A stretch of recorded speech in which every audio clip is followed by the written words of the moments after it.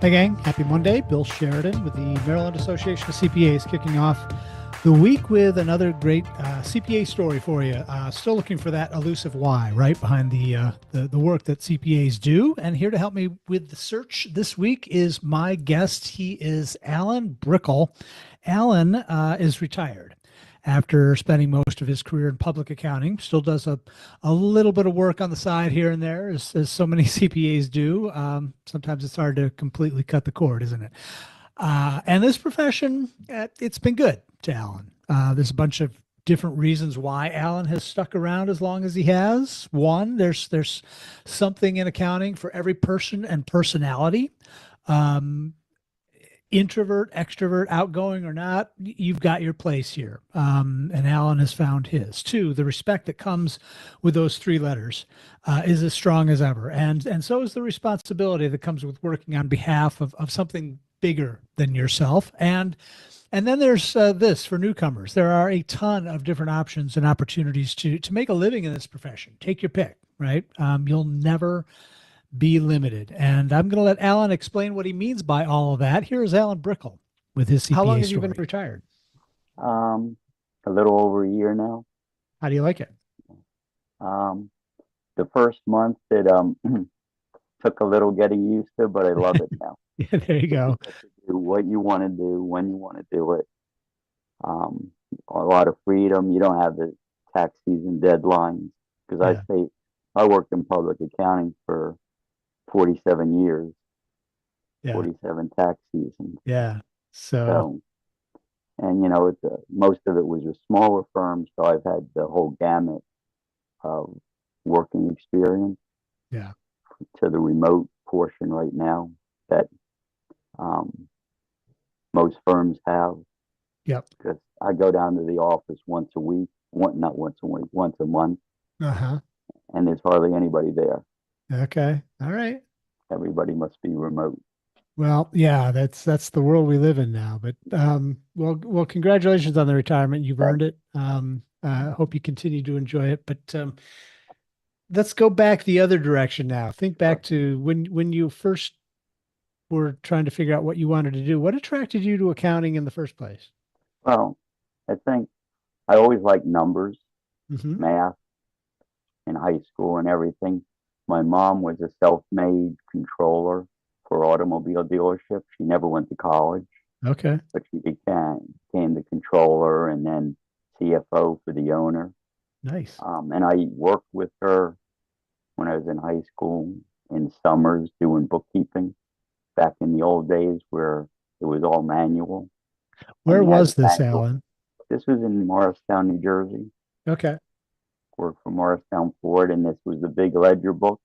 I Uh-huh. don't know if you ever seen postings of big ledger books, but you had tabs where you would put cardboard on the top on the page that you posted to for debits, Yeah. and Yeah. on the bottom for credits to make sure you balance after you manually added up your totals Yeah. to try to find your error. And it just, I guess, I like that you have end results. Some of it's gray, it can be interpreted different ways by different people, but you always usually you come up with a final result. Yeah. And I'm Yeah. that type of person who seems to like that. That's great. That's great. Um, so you were in 47 years. That's a long Hmm. time. Were you in public accounting for that whole time? What I was, tell me a little bit yeah, I about was in your public journey. accounting for the whole time. Hmm. Um, I always wanted to be a CPA. When I went to college, becoming a CPA was like the goal that everybody had in our accounting classes. And it's just the profession is, um, I mean, it's ethical, had a lot of respect, always wanted to be a CPA. Had a choice to start in government, but I decided to go public, not in public accounting. And I Yep. started with a small firm with only two partners in DC. It was hard to get jobs back then. Back I graduated in '76. Job market was very tight. I then went to another firm in DC, which had like 6 partners, and then the commute was very tough for DC, so I switched to Baltimore. Yeah. I worked for Narron Wagner, who got bought by Ellen and Tucker. Gotcha. Oh, And I like taxes, but I also did accounting. So I was like a lot of clients, like a hired controller, where the mhm. clients, they could be very big clients, but they didn't need a full-time controller.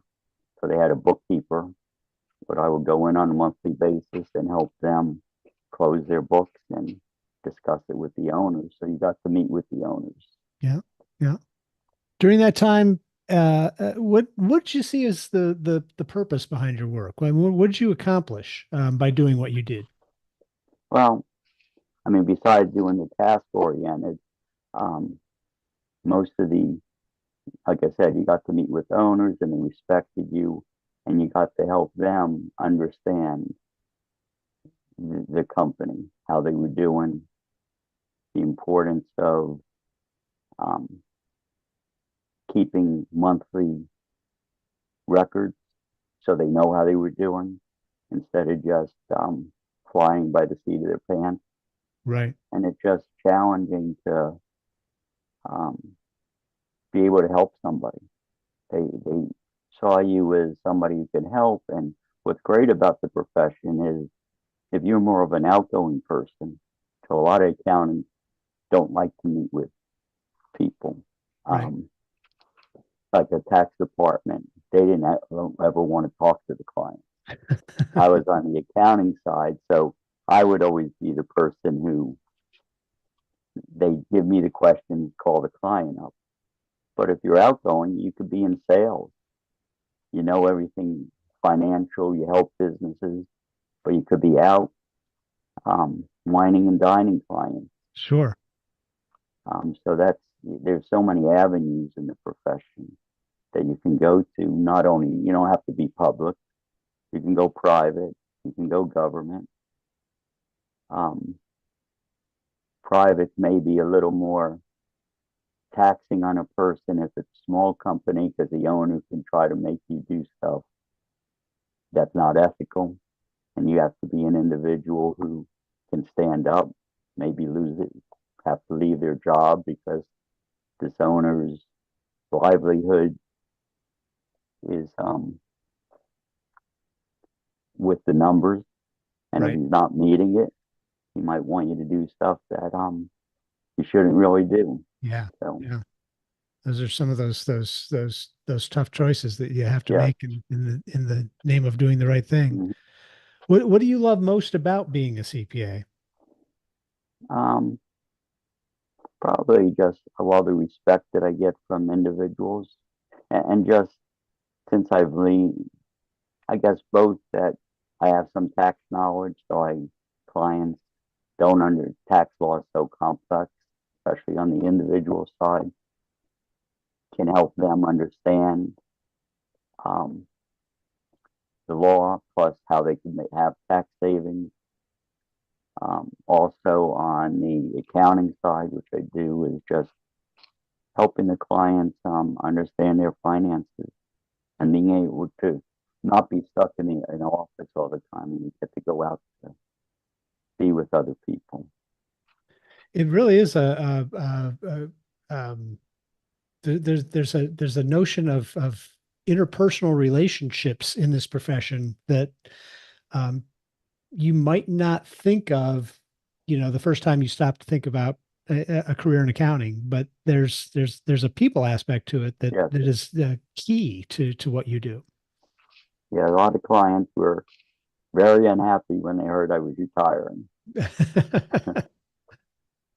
and they didn't want me to not do not retire, so they didn't want me to stop doing their work. That's got to make Um, you feel good yeah, in a certain sense. Yeah, means you were doing good work for them. right. And of course, we're always looking for new folks to enter the profession. We've got folks like you who are on their way out. We Right. need more people coming in. What would you tell a young person who's trying to figure out where they belong and where they fit in? What would you tell them about accounting? Why should they consider this as a career path?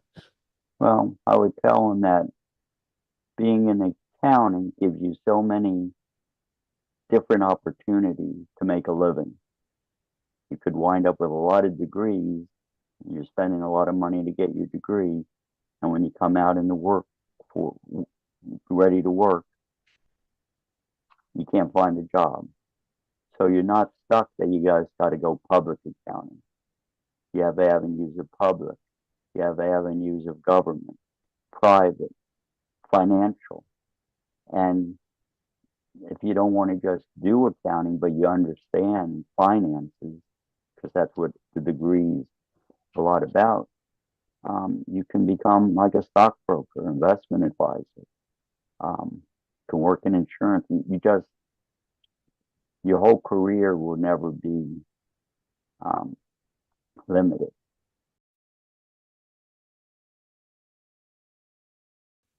Great stuff there from Alan Brickel. So glad he could take time out of his busy schedule to be with us this week. We want to hear from you as well. So head on over to macpa.org/why when you have a moment and share your story with us as we try to offer a little bit of inspiration maybe to the next generation of accounting and finance professionals. We want to hear what your CPA purpose is as well. And in the meantime, thanks for being here. We will be back again next week. More stories to share then. Until then, have a great week. We'll talk to you again soon. Take care.